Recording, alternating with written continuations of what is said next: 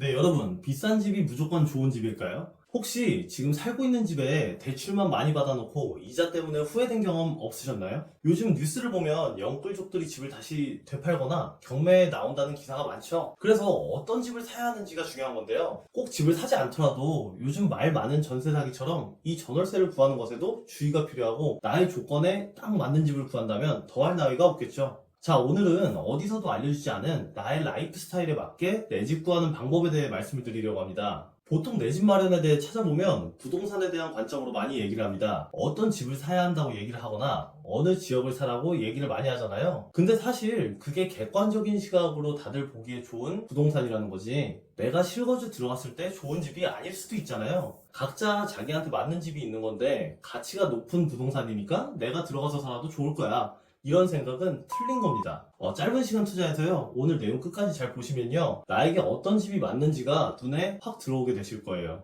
자, 오늘 내용 크게 보시면 결혼 유무, 자녀 계획, 현재 직장 위치, 소득 금액, 저축률, 원하는 주거 형태, 현재 가용 자금, 이 정도로 보시면 됩니다. 자, 먼저 결혼 유무를 살펴보면요, 내가 비혼주의자인지, 결혼할 상대가 있는지, 결혼을 확실하게 할 것인지 등등 이런 것들을 따져봐야 합니다. 결혼 유무가 왜 중요하냐면요, 1인 가구가 아니라 2명으로 집에서 생활하는 사람이 늘기 때문에 이 집의 구조나 수납 부분처럼 둘이 살기에 괜찮은 조건인지 따져봐야겠죠. 결혼을 했다면 서로 라이프 스타일에 따라서 집의 종류나 지역이 바뀔 수가 있습니다. 예를 들어서 시골이 좋다거나 아니면 조금 시끄럽긴 해도 우리는 번화가 옆에 살고 싶다거나 이런 부부간의 니즈가 있는 거죠. 결혼할 예정이라면 집의 사이즈뿐만 아니라 이 집의 거주 형태나 지역도 달라질 수가 있습니다. 다음으로 자녀 계획입니다. 결혼 유무 다음으로 자녀 계획을 봐야 되는데요, 자녀가 있는지 없는지에 따라서 학군지의 필요성이 생기고요, 아이가 있다면 아이에 맞춰서 주변 인프라를 잘 살펴야 합니다. 아이가 아직 없다면 언제쯤 출산 예정인지에 따라서 전월세로 거주하다가 나중에 매매를 생각해 볼 수도 있고요,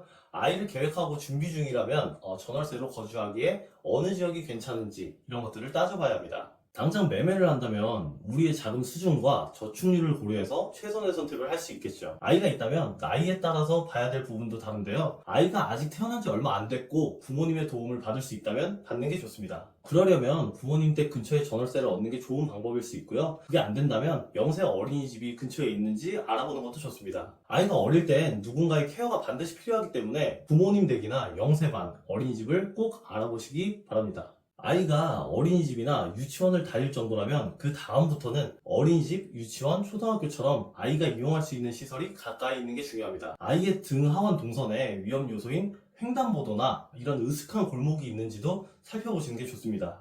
요즘에도 그런지 모르겠어요. 제가 초등학교 시절에 빌라촌에 살았었는데요, 저는 학원 끝나고 밤에 한 8시쯤 집에 올 때 참 무서웠습니다. 주변이 다 빌라촌이고 어두컴컴한 골목길에서 담배 피는 형들한테 학원비를 뜯긴 적이 한 번 있었거든요. 그 다음부턴 멀더라도 최대한 큰 길로 돌아서 집으로 가곤 했었습니다. 이런 부분 때문에 빌라를 구한다면 저녁 시간에 동네가 너무 어둡진 않은지 살펴보시는 게 좋아요. 다음으로 아이가 아플 때를 대비해서 야간 응급진료가 가능한 소아과나 심야약국이 있다면 좋습니다. 저는 아직 100일도 안 된 아이를 키우고 있는데요, 얼마 전에 낮에 접종을 맞고 왔는데 밤부터 열이 40도까지 올라가기 시작하는 거예요.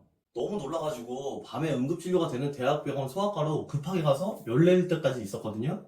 그때 응급진료가 되는 소아과가 집 근처에 있는 게 다행이라는 생각이 들더라고요. 그리고 집에 없는 약을 급하게 구해야 할 수도 있으니까요, 심야약국이나 편의점에서 약을 파는지도 알아두시면 좋습니다. 그리고 있으면 좋은 건데요, 아이들이 뛰어놀 수 있는 놀이터나 함께 산책할 수 있는 공원이 가까이 있다면 더 좋습니다. 아이들 놀아주고 같이 시간 보내줄 땐 공원이나 놀이터만한 곳이 없는 것 같아요. 그리고 유해한 시설도 봐야 하는데요, 구하려는 집 근처에 유흥시설이 있으면 좋지 않겠죠. 그리고 이건 흡연자분들은 괜찮을 수도 있는데요, 비흡연자분들과 아이들은 좀 싫을 수가 있어요. 뭐냐 하면 주변 사람들이 흡연하는 공간인데요, 이런 장소가 우리 집 근처거나 내가 움직이는 동선에 겹친다면 좀 불편할 수가 있습니다. 다음은 현재 직장 위치를 봐야 합니다. 자코리아에서 조사한 내용을 보면요, 직장 출퇴근 시간이 길수록 우울증 위험이 높다는 조사 결과가 있습니다. 그만큼 출퇴근 시간은 직장인들에게 중요한데요, 이 출퇴근 시간도 중요하지만 많은 분들이 놓치는 게 이 출퇴근의 강도입니다. 예를 들어서 출근할 때 전철을 3번 갈아타고 50분 걸리는 것과 통근버스를 타고 앉아서 1시간을 논스톱 걸리는 걸 놓고 왔을 때 여러분은 어떤 걸 선택하시겠어요? 전철을 선택하시는 분들도 계시겠지만 편하게 앉아서 갈 수 있는 1시간짜리 통근버스를 선택하시는 분들이 더 많으실 것 같은데요. 이런 부분 때문에 출퇴근의 시간과 강도를 같이 고려해야 합니다. 먼저 회사에서 자체적으로 통근버스가 운영되는지 봐야 하는데요. 따로 통근버스가 없다면 집 앞에서 회사까지 한 번에 가는 버스가 있는지 봐야 하고요. 전철을 이용한다면 환승은 몇 번 해야 하는지, 배차 간격은 어느 정도나 되는지를 봐야 합니다. 다음으로 소득 금액을 알고 있어야 합니다. 요즘 무리하게 영끌에서 경매가 나온 아파트가 9년 만에 최대라고 하잖아요. 거기다가 대출금리가 상승하면서 못 버티는 영끌족들이 금매로 던지는 건데요. 이런 문제 중 하나가 바로 자신의 소득 금액을 정확히 파악하지 못한 이유도 있습니다. 소득 금액 기준은 세전이 아닌 세후 소득 기준인데요. 실질적으로 내 손에 들어오는 돈이 얼마인지를 정확히 알고 있어야 합니다. 나중에 집을 매수하거나 전월세로 들어갈 때 원리금이나 월세가 나가는 부분 때문에 그런 거죠. 나이에 따라서도 기준이 좀 다른데요. 현재 젊은 층이라면 앞으로 늘어날 소득을 감안해서 소득 대비 대출액을 더 늘릴 수도 있고요. 은퇴를 앞뒀거나 소득이 줄어들 예정이라면 그에 맞게 대출액을 줄여서 적정 수준의 집을 고를 수가 있습니다. 자, 다음으로 저축률인데요. 이건 나의 소비 성향과 관련이 있습니다. 내 소득 수준에서 조금 무리한 집을 구하려고 한다고 가정하면요, 절약하는 습관이 있어야 원리금을 감당할 수 있을 거고요. 내가 돈을 좀 쓰는 스타일이라면 구하는 집의 금액대를 좀 낮출 수 있겠죠. 그래서 내가 한 달에 저축을 얼마나 하고 있는지를 알아야 합니다.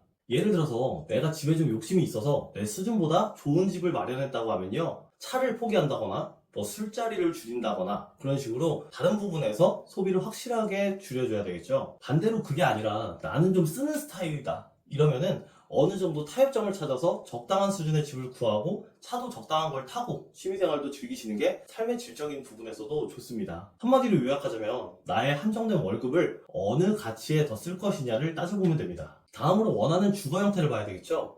전세냐, 월세냐, 아니면 내 집 마련인 매매냐 먼저 선택해야 되고요. 그럼 어디에 거주할 건지를 정해야 되겠죠.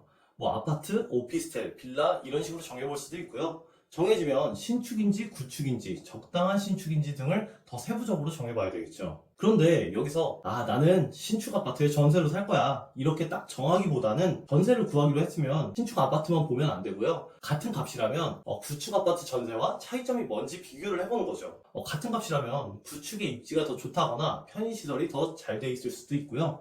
구축의 아파트를 갈 정도의 자금 수준이라면 신축의 오피스텔이거나 빌라를 생각해 볼 수도 있겠죠. 이렇게 금액과 저축률을 정해놓고 여러 가지 집들을 비교해 보면서 나에게 맞는 집이 무엇일지 판단해 보면 됩니다. 다음으로 가용자금입니다. 나의 종잣돈이 얼마나 있냐는 건데요. 바로 움직일 수 있는 돈을 말하는 겁니다. 마이너스 통장이나 신용대출 받아둔 것도 포함이고요. 가족이나 친척에게 빌린 돈까지 모두 포함해서 가용자금을 설정합니다. 저는 예전에 아파트를 사려고 했을 때요, 모아둔 종잣돈이 부족해서 보험계약 대출에다가 청약통장 담보대출까지 알아봤던 적이 있었거든요. 이게 확실하게 상승할 것 같은 집을 사려고 했었던 때라 최대한 종잣돈을 늘리려고 했었죠. 이렇게 저처럼 연끌을 해야 할 상황이라면 청약이나 보험계약 대출까지 고려해 볼 수 있습니다. 이렇게 최종적으로 나에게 얼마의 돈이 있는지를 정확하게 알아야 그 돈에 맞춰서 집을 알아볼 수 있으니까요. 내가 쓸 수 있는 돈은 얼마인지 자금 계획을 잘 세워보시는 게 좋습니다. 자, 마지막으로 미래 계획을 알아야 합니다. 여러분들이 생각하는 미래가 있을 거예요. 예를 들어서 욜로족이라면 나는 그냥 돈 쓰면서 살래. 앞으로도 이렇게 즐기면서 살 예정이고 저축이나 결혼은 할 예정이 없어요. 이런 식으로 자신의 가치관을 한 발 물러서서 바라보고 적어보는 거예요. 나는 어떤 가치가 우선인 사람인가? 이런 거를 한번 생각을 해보는 거죠.